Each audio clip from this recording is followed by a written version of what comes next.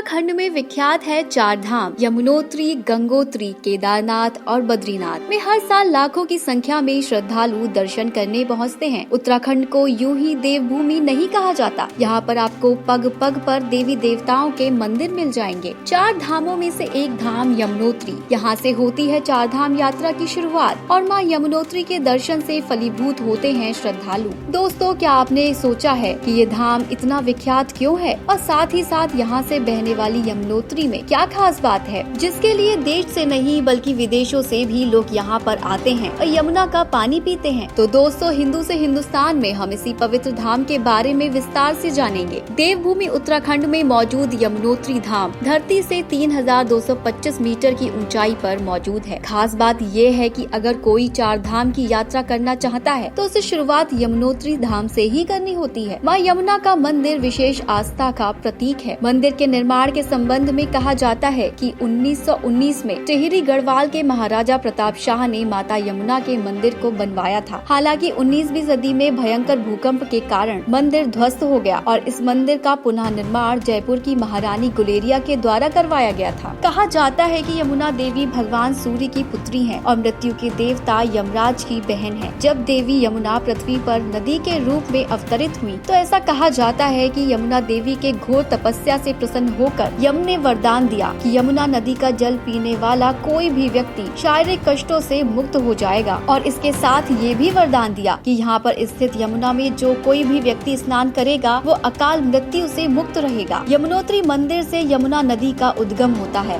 इस मंदिर के पास ही दो पवित्र कुंड भी हैं, जिसे सूर्य कुंड और गौरी कुंड के नाम से जाना जाता है। सूर्य का जल उच्चतम तापमान के लिए प्रसिद्ध है। यहाँ पर आने वाले श्रद्धालु कपड़े की पोटली में चावल सूर्य कुंड के जल में ही पकाते हैं और प्रसाद के रूप में ग्रहण भी करते हैं। यमुनोत्री मंदिर के प्रांगण में विशाल स्तंभ स्थापित है, जिसे दिव्य शिला कहा जाता है। कहा जाता है कि सूर्य कुंड में स्नान के बाद यमुनोत्री आने वाले तीर्थयात्रियों की थकान पल भर में खत्म हो जाती है। माना जाता है कि महाभारत काल में पांडवों ने चार धाम यात्रा की शुरुआत यमुनोत्री धाम से की थी, जिसके बाद वो गंगोत्री और केदारनाथ होते हुए बद्रीनाथ धाम पहुँचे थे, जिसके बाद से यमुनोत्री से ही चारों धामों की यात्रा का शुभारंभ किया जाता रहा है। ऋषिकेश से यमुनोत्री 200 किलोमीटर की दूरी पर मौजूद है। हर साल दीपावली के बाद मंदिर के कपाट बंद कर दिए जाते हैं, जिसके बाद अक्षय तृतीया के मौके पर मंदिर को दर्शनों के लिए खोला जाता है। यमुनोत्री मंदिर के कपाट शनिवार 22 अप्रैल 2023 को खुलने जा रहे हैं। यमुनोत्री धाम जाने वाले श्रद्धालुओं के लिए अच्छी खबर ये है कि अब उन्हें करीब 5.5 किलोमीटर की लंबी यात्रा पैदल नहीं करनी होगी। रोप वे से 15 मिनट में यमुनोत्री धाम पहुंच सकेंगे। इसके शुरू होने के बाद एक बार में 500 लोग यमुनोत्री धाम पहुंच सकेंगे। तो दोस्तों, ये तो था चार धाम से जुड़ी वीडियो का पार्ट 2। इस वीडियो में बस इतना ही। अगले वीडियो में चार धाम के दूसरे तीर्थ स्थल यानी कि गंगोत्री के बारे में जानेंगे। बने रहे हिंदू से हिंदुस्तान के साथ। वीडियो को लाइक, शेयर एंड सब्सक्राइब करना ना भूलें।